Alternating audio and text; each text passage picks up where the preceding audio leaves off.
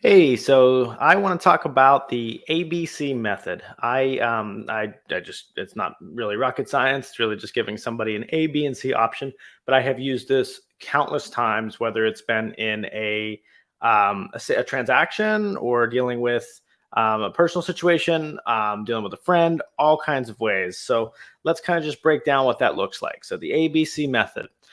Really simple. You give them option A, B, and C. So your simple template for this is in a real estate transaction. We have a buyer and a seller, right? And the seller wants to do this, and the buyer wants to do this. You take the emotion out of it, and you say, "Hey, listen, buyer. Look, here's the deal. I get it. It's frustrating that that this happened or that happened, blah blah blah." And then you get to the point where you go, "Okay, look, here's the deal. We could do option A, and that option A is seller oriented. And I'm going to give two examples of this. Option B, that's like a middle ground, and then option C, which is the buyer friendly one.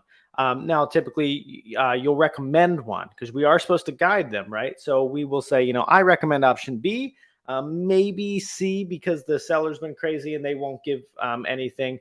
But maybe B if you want to fight for yourself a little bit for a middle ground, right? So let's talk about that. Let's talk about it in maybe a roof needing replaced scenario. So let's say it's 20 grand to replace a roof, just for sake of we're going to have this conversation with this ABC method.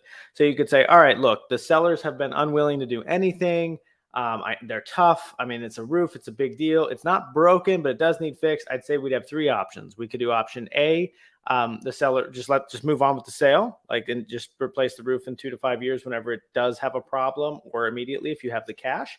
Option B, let's ask the seller for a 10 grand credit. Probably won't go for that. Maybe we'll negotiate a little bit, and they'll counter it, 2,500 or 5 grand, and we'll counter back at 7,500 or 5 grand, and we'll find a meeting point.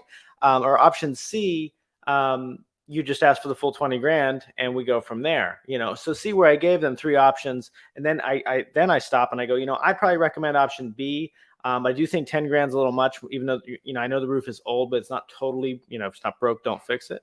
So I might suggest maybe something a little bit more along the lines of, like, let's go like 5 grand or something like that. So that's how I'd handle that scenario. I use A, B, and C with pretty much everything. You can use it personally. Let's say my wife wants to go out to eat and I want to eat in tonight, right?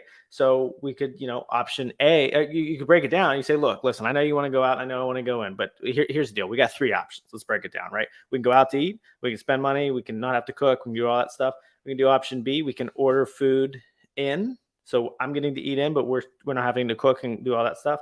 Or option C, we can eat in and I can make a meal and do all that stuff. I recommend option B because it's a middle ground, right? Like, as you're just taking the emotions out of it. So which let's come to the pro tips here. So with this, you want to be confident that these three options, I mean, you can do four or five, you can do two, but generally I like to do three. I like to break it down into three buckets, the A, B, and C.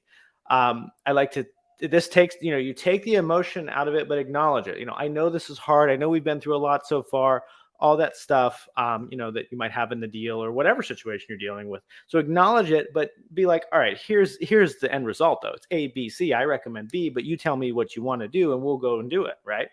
A cheat code to this would be record, like if you ever apply to inspections or that you're, I don't know, something like that, record by screen sharing or just record a video of yourself, send it to them, and then call to discuss. It gives them time to process it. Sometimes maybe you're not good with rebuttals live on the phone, or you might get into the emotions with them. So maybe you care too much that you get too emotional with it and you start complaining about the other agent or the seller or whatever it is, right? So just record it, let them digest it, call to review with them, focus on the A, B, C when you get there, but always let them make the decision. You're there. I mean, it was a little different whenever I was using the husband-wife scenario where I'm kind of biased because I'm involved in the decision, right? But typically we're just guiding, whether it's, team members, clients, other agents on the deal, stuff like that. So make sure you let them make the decision. We're just here to guide them. And I think a beautiful, simple, easy way to take all the chaos out of it is just go A, B, C, and I recommend whatever letter you recommend. So yeah, it's been crucial for my career. I've used it tons of times. Probably used it yesterday. But hopefully that is helpful.